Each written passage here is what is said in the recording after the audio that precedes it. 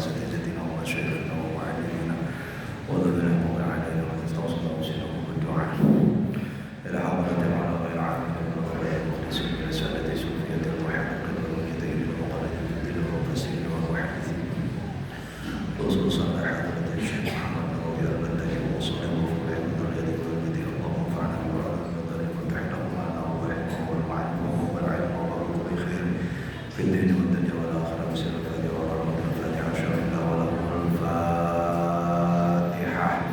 أعوذ بالله من الشيطان الرجيم. بسم الله الرحمن الرحيم. الحمد لله رب العالمين الرحمن الرحيم مالك يوم الدين إياك نعبد وإياك نستعين اهدنا الصراط المستقيم صراط الذين أنعمت عليهم غير المغضوب عليهم ولا الضالين آمين. Assalamualaikum warahmatullahi wabarakatuh. Bismillah, alhamdulillah, wassalatu wassalamu ala rasulillah Sayyidina Muhammad ibn Abdillah wa ala alihi wa sahbihi wa mawalah. Subhanaka la ilma lana illa ma 'allamtana innaka antal alimul hakim wa la hawla wa la quwwata illa billahil aliyyil azim. Allahumma iftah lana abwaaba hikmatika wanshur 'alaina rahmataka min khazaini rahmatika ya arhamar rahimin. Allahumma anfa'na bima 'allamtana wa 'allimna ma yanfa'una wa zidna 'ilma warzuqna fahma walhiqna bis salihin.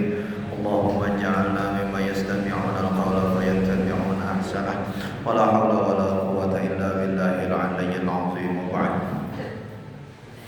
Faqad qala Allah ta'ala wa idh akhadna mitsaqakum qala al-mu'allifu ay iqrarakum wa rafa'na fawqakum at-tura ay rafa'na fawqa ru'usikum al-jabala hina imtana'tum min qabuli at-taurati wa qulna khudhu ma atainakum biquwwatin ay i'malu bima a'tainakum minal kitabi bijiddin wasma'u ay ati'u ma tu'marun.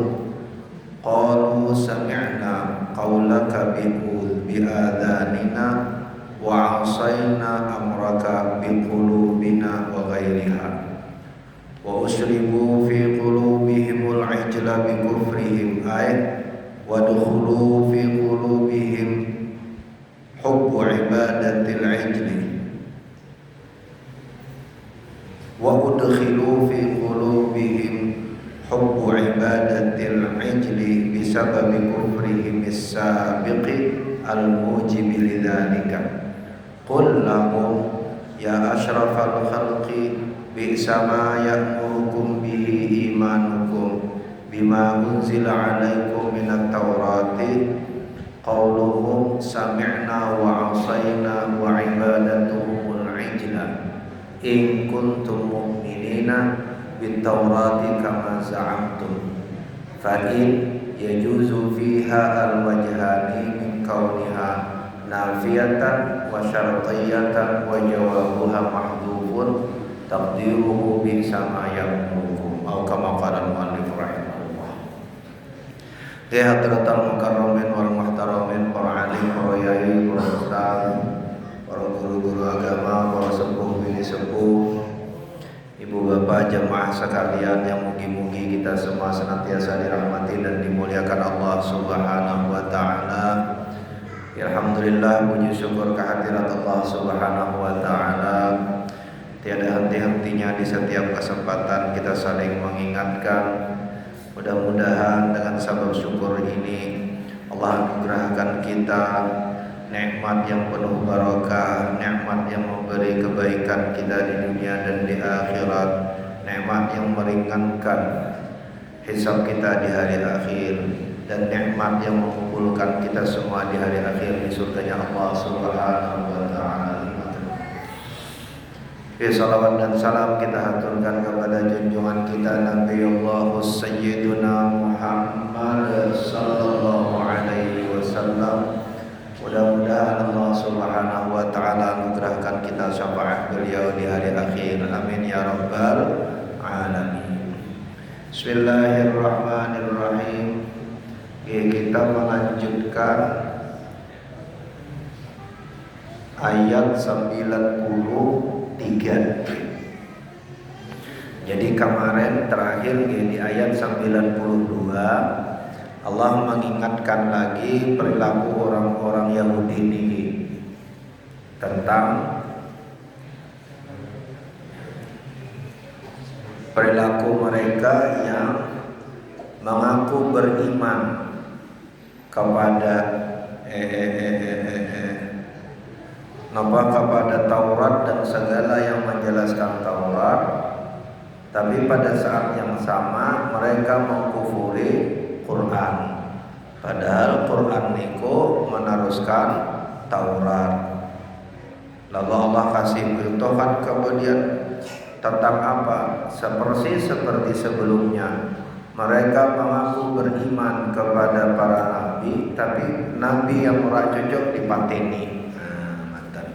Lalu ujar Allah Subhanahu wa taala gambarkan bagaimana sesudah Allah Subhanahu wa taala datangkan Musa dengan segala mukjizat, tetap saja mereka menyembah sapi, anak sapi gitu.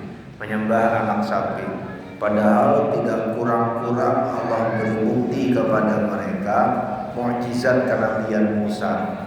Tapi ketika ditinggal sebentar, balik lagi menyembah anak sapi. Makanya kalau tersigalingan di kitab-kitab tasawuf niku sering disampaikan, beruntung sekali kita niku boten ketemu Kanjeng Nabi. Satu-satunya mukjizat Kanjeng Nabi yang sampai kepada kita adalah Al-Qur'an. Lainnya cuma ceritanya. Kanjeng Nabi mengucurkan air di jarinya, kan kita cuma dapat riwayatnya, kita nggak ngerasain, tidak merasakan. Kanjeng Nabi berjalan dilindungi awan, kita cuma mendengar riwayatnya, kita tak melihat langsung. Nah kita jalan dilindungi awan, tandanya mau hujan, kok beda ya. Niku awan mendung, nah kita ya saged bisa pas jalan, awan terus kaya nabi, boten bedone kita nih di awan berarti nek ora suwe berarti hujan gitu. Itu kehujanan gitu. Nah, tetapi dengan mukjizat Nabi yang hanya tersisa satu ini, kita justru bisa beriman kepada Allah dan kepada Kanjeng Nabi. Jadi iman kita niku nikmat yang tidak terkira. Luar biasa tuh iman kita niku. Coba bandingkan dengan orang-orang Yahudi ini tadi. Di depan mata mereka melihat mukjizatnya Nabi. Mukjizatnya Nabiullah Musa itu di depan mata mereka. Dan yang paling besar mukjizatnya tongkatnya Nabi Musa bisa membelah lautan, mereka bisa menyeberang selamat. Neko dan cerita itu juga ada di dalam Taurat nih. Di dalam Taurat makanya kan ada film judulnya Exodus. Film Hollywood ya. Nah, panjenengan nonton di bioskop kan ada film Exodus judulnya. Neko diambil dari cerita perjanjian lama. Sami cerita, garis besar ceritanya sami. Musa dengan mukjizatnya, dengan tongkat dipukulkan bi'asa, tongkat itu ke lautan, terbelahlah lautan, maka Bani Israel bisa selamat. Jadi melihat mukjizatnya, merasakan mukjizatnya, itu pun ternyata tidak cukup membuat mereka beriman. Jadi cerita-cerita seperti ini membuat kita tambah syukur. Kita punya iman itu syukur banget. Nah, bismillahirrahmanirrahim. Lalu pada ayat 93 Allah lanjutkan. Masih cerita dengan Bani Israel nih kita nih. Wa il akhadna mitsaqakum.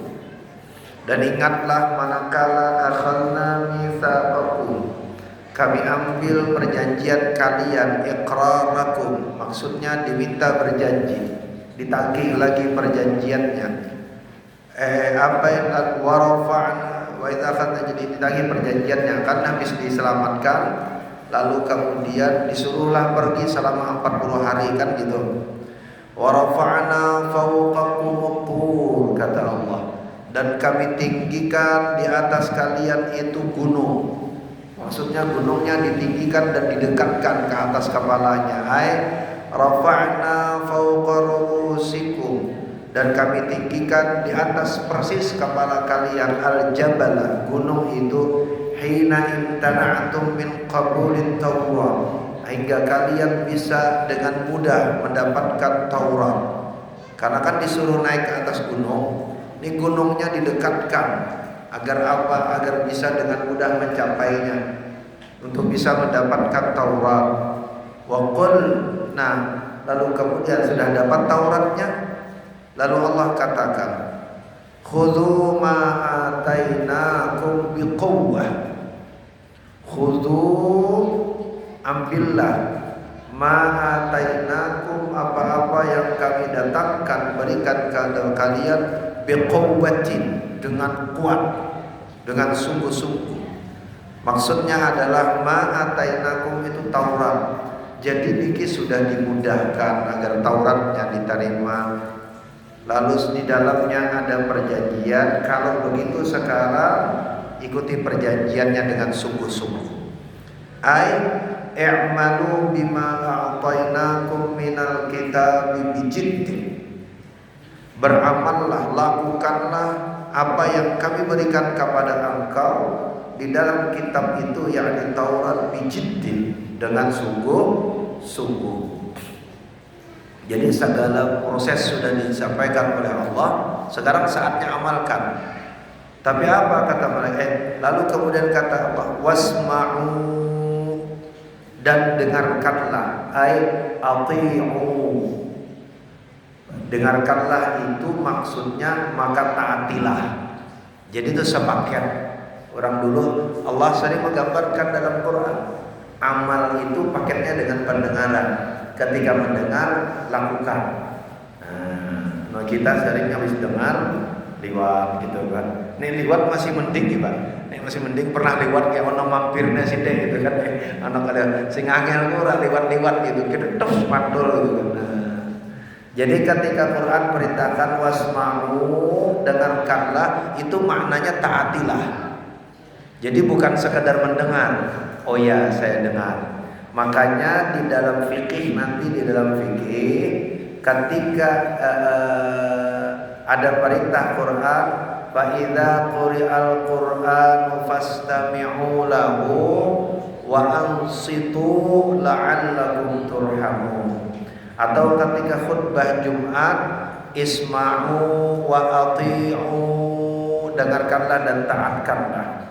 Ansitu wastami'u, diamlah dan dengarkanlah. Nah, mendengar itu bermakna mendengar sungguh-sungguh. Mendengar sungguh-sungguh yang lalu kemudian membuat diri orang mengikutinya. Jadi bukan mendengar sambil liwat gitu. Betul. Makanya dalam fikih nek ono wong nek Jumat, misalnya fikih Jumat, ibu-ibu buatan ngerasanya bapak-bapak ya kan. Nek khatib khutbah itu kan perintahnya dengarkan, maka perintahkan dengarkan itu dengarkan dengan sungguh-sungguh. Kalau dalam mazhab Syafi'i itu bahkan yang disebut dengan al-situ wastami'u, diam, mendengarkan itu, bahkan tidak boleh ada gerakan lain. Jadi dalam mazhab Syafi'i bahkan sekadar idza qulta li sahibika yaumal jumu'ati ansit wal imamu yaktubu faqad laghawta wa man lagha fala jumu'ata lah. Walau hanya sekedar ngomong, misalnya di orang sebelah, ini lagi Jumatan, orang di samping ngobrol lalu negur, jangan ribut. Menyebut jangan ributnya niki niku ujar fikih Syafi'i sudah kategori berbuat laghaw, perbuatan sia. Wa man lagha fala jum'atalah. Nah, isma'u itu begitu. Isma'u itu mendengarkan dengan saksama lalu kemudian ditaati. Jangan kayak cerita Abu Nawas, bukan Abu Nawas nih. Jangan ngomong. Sing sebelah alhamdulillah aku enggak ngomong. Iki padha. Kan wong tiga nggih, sing siji ngobrol, sing di tengah ngomong, ditegur sama yang di kanan jangan ngomong. Enggak boleh, batal. Akhirnya yang di kiri nyaut alhamdulillah aku enggak ngomong. Nah, akhirnya tiga-tiganya ngomong. Tiga-tiganya batal jadinya, insyaallah. Nggih, mboten niku guyon. Iso dadi serius ya ora paham. Ya ora paham. Nggih. Isma wasma'u ujar Allah. Ai ati'u ma tu'marun. Yang dimaksud dengan isma'u itu taatilah dengan apa yang diperintahkan. Apa jawab mereka? Qalu, mereka berkata, sami'na qaulaka bi'adhanina. Kami dengar perkataan engkau dengan kuping kami. Wa asayna amraka biqulubina wa ghairiha. Tetapi kami maksiat atas perintah engkau tersebut biqulubina wa ghairiha, dengan hati kami dan yang lainnya. Jadi maksudnya ujar Imam Nawawi, yang dimaksud oleh Allah qalu sami'na wa asayna, mereka berkata kami dengar dan kami maksiat. Maksudnya itu adalah zahirnya mendengar, seperti mendengarkan gitu, tapi hatinya asal, hatinya maksiat, hatinya menolak. Nah, jadi bukan kami dengar, enggak kita tidak mau, itu kufur. Jadi bukan kekufuran yang begitu, ujar Imam Nawawi. Yang dimaksud ayat ini sekarang itu lebih berat dari yang sebelumnya. Kalau sebelumnya kan menolak terang-terangan, menyembah al-ijl. Tapi di ayat ini tuh sudah mulai muncul tanda-tanda kemunafikan. Jadi zahirnya kayak menurut, tapi hatinya enggak. Hatinya maksiat. Qalu sami'na wa asayna. Kenapa? Wa usyribu fi qulubihimul ijla bi kufrihim. Usyribu itu makna asalnya diminumin. Asal jadi syarab itu minum. Syarab itu minum.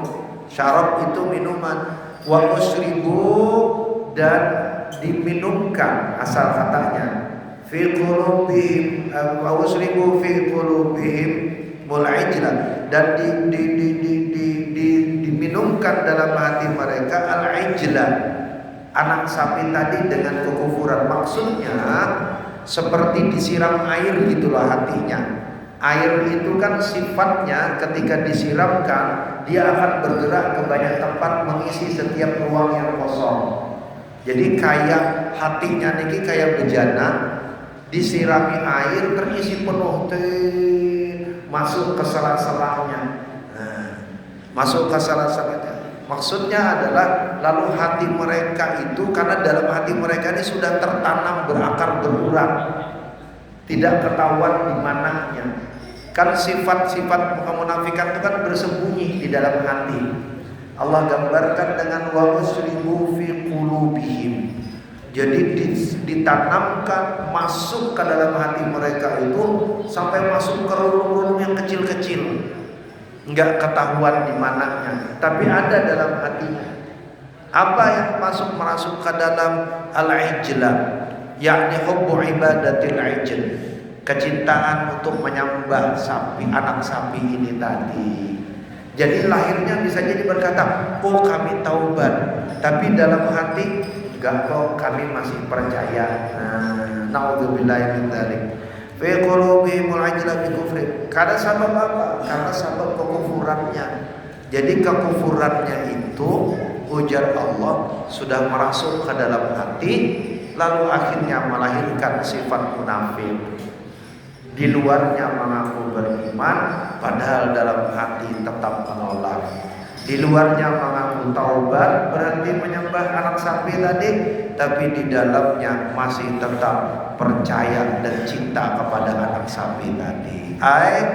Wa udkhilu fi qulubihim, dan dimasukkanlah ke dalam hati mereka hubbu ibadatil ijl, kecintaan menyembah anak sapi, bisababi kufrihim sabiq, karena sebab kekufuran mereka sebelumnya, al-mujibil lidzalika, yang menyebabkan hal itu.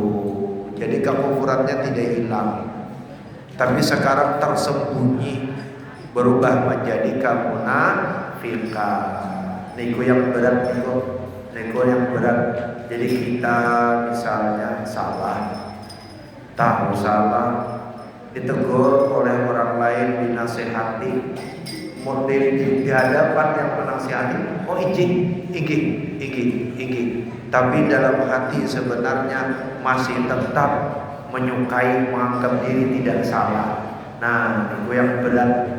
Kan tersalahlah kita ditegur baik-baik, mendengarkan iya, tapi dalam hati bilang, oh dia sing salah, orang ngerti nopo-nopo, aku sing benar. Nah, niku sing berat. Nek ada yang seperti itu persis seperti perilaku orang Yahudi yang ditegur oleh Allah ini tadi. Kan kufur menyembah anak sapi, diingatkan, diingatkan Musa kan. Bahkan ada sebagiannya yang harus dibunuh kan kemarin sebagai hukumannya. Yo. Tapi di dalam hatinya masih menyimpan kecintaan kepada anak sapi ini tadi. Enggak mau daripada ayo juga ikut sama Musa ben orang dibunuh, orang melu dihukum bunuh. Kue taubat di hadapan Musa, padahal dalam hati masih menyimpan kekufurannya. Nauzubillahi min dzalik. Qul, kalau begitu ujar Allah, katakan, ya asyrafal khalqi, wahai semulia-mulia makhluk. Apa yang dikatakan kepada mereka? Bi sama ya'murukum bihi imanukum, ujar Allah. Sungguh amat sangat buruk apa-apa ma ya'murukum bihi, yang memerintahkan dengannya imanukum, iman kalian.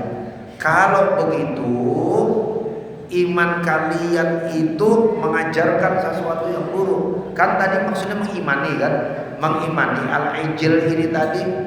Kalau iman kepada al-ijl itu ternyata mengajari kalian untuk berbohong seperti itu, menyembunyikan kekufuran, tapi zahirnya mengaku seakan-akan beriman, bin sama ya'murukum bihi imanukum, kata Allah.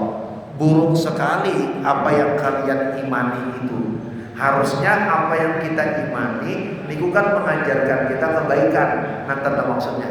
Jadi nek kita mengimani sesuatu, apa yang kita imani itu harusnya membuat kita baik, membuat kita menjadi orang yang lebih baik, tidak berbohong. Pokoknya pentingnya iman itu kudunya buat memperbaiki diri. Nah, kalau iman justru membuat kalian menjadi munafik, oh buruk, itu imannya yang salah. Iman juga tapi itu keimanan yang salah. Ujar Allah, bima unzila alaikum minat taurati, dengan apa yang turun kepada kalian dari Taurat. Jadi apa yang kalian yakini, kalian anggap dari Taurat itu salah. Qauluhum, perkataan mereka, sami'na wa asaina wa ibadatumul ijl. Kami berkata, kami dengar, tapi kami maksiat dan tetap menyembah anak sapi tadi. In kuntum mu'minin, kata Allah. Itu kalau kalian beriman.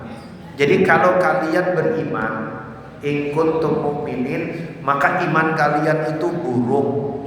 Karena iman itu harusnya membawa kepada kebajikan.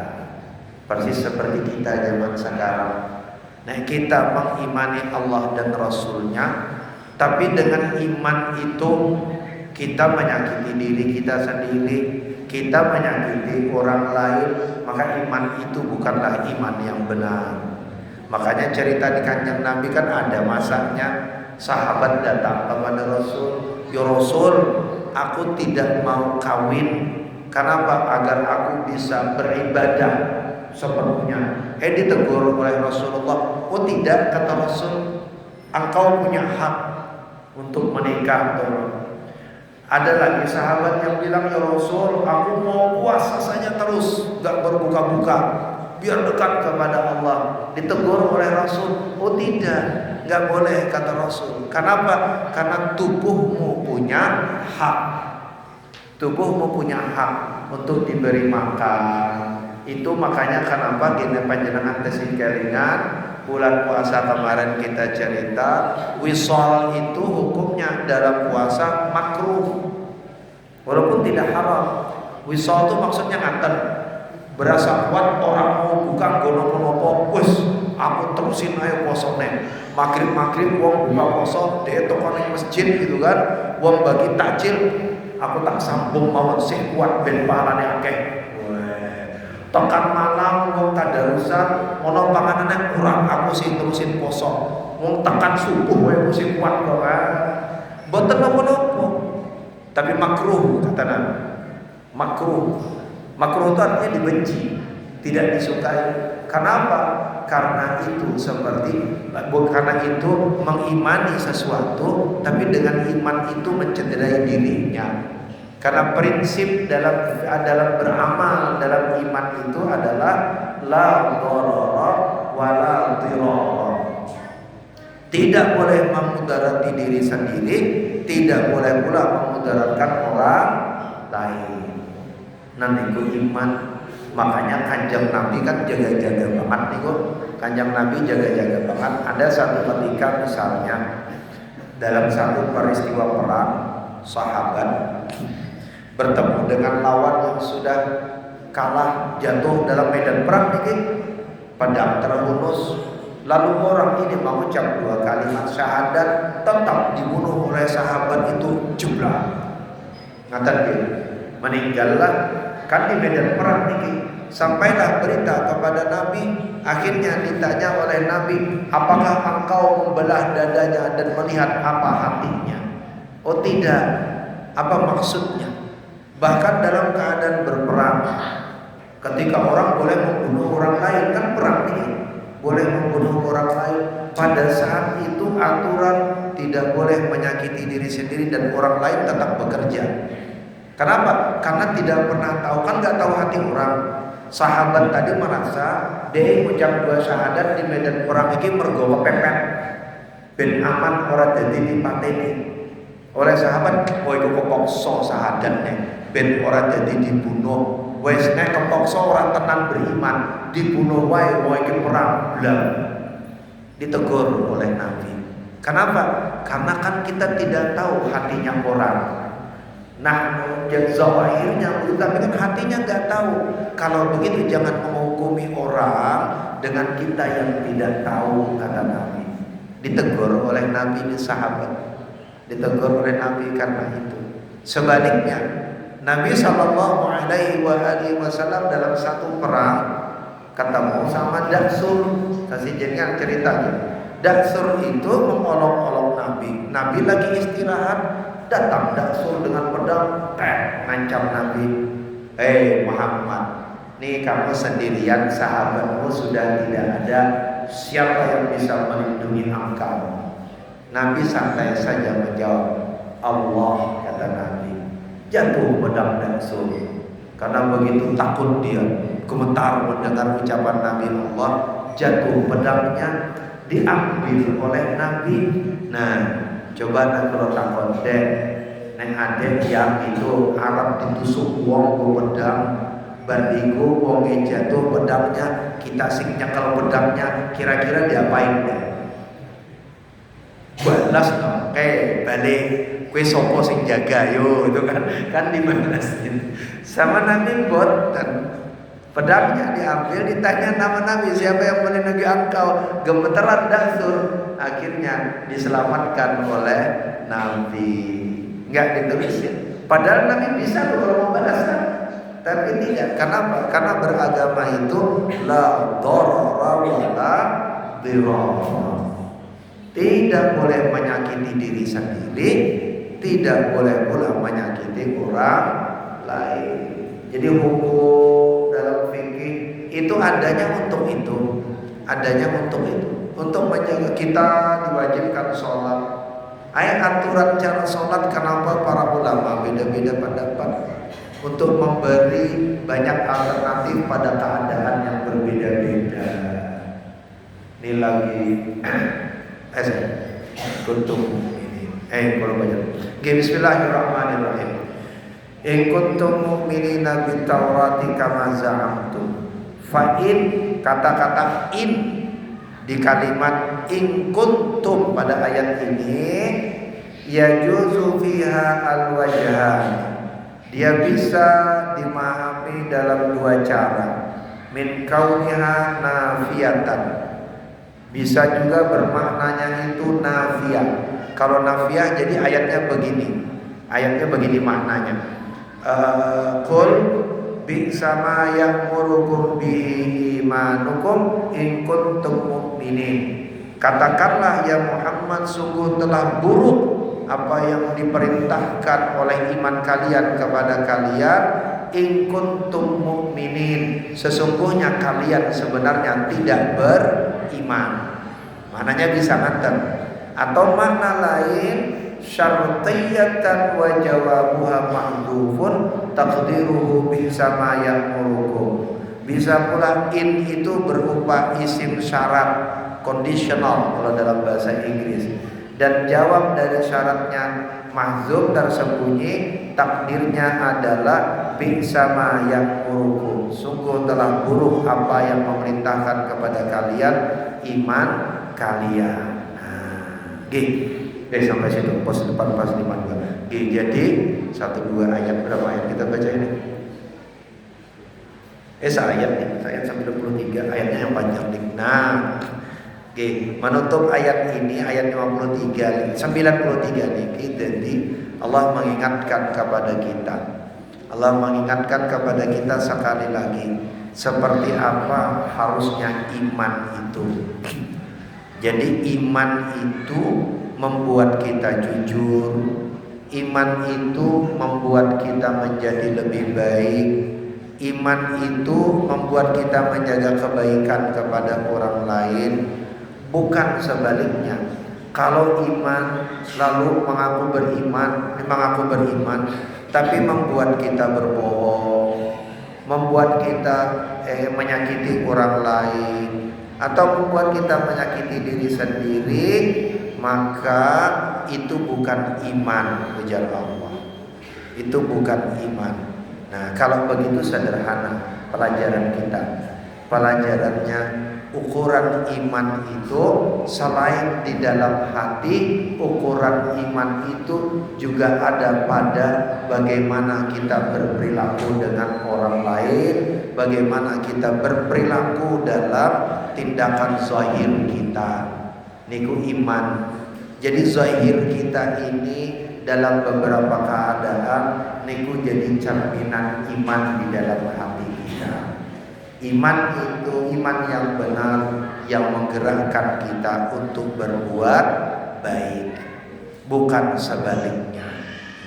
Wallahu a'lam bissawab. Mugi-mugi manfaat barokah, mugi-mugi jadi jalan kebaikan buat kita semuanya di dunia dan di akhirat. Dan tiada henti-hentinya dengan kelemahan iman kita hanya bisa bermohon kepada Allah. Mudah-mudahan mobil khusus saudara-saudara kita di Gaza, Allah Subhanahu wa taala segala angkat musibah yang menimpa mereka, ringankan beban mereka yang sudah meninggal. Allah jadikan mereka para syuhada, orang-orang saleh yang mendapatkan tempat terbaik di sisi Allah. Dan mudah-mudahan Allah lembutkan hati makhluk-makhluknya yang lain yang melakukan kezaliman. Allah tahan diri mereka dari melakukan kezaliman terus-menerus, dan dengan sababnya mudah-mudahan menjadi jalan hidayah bagi mereka.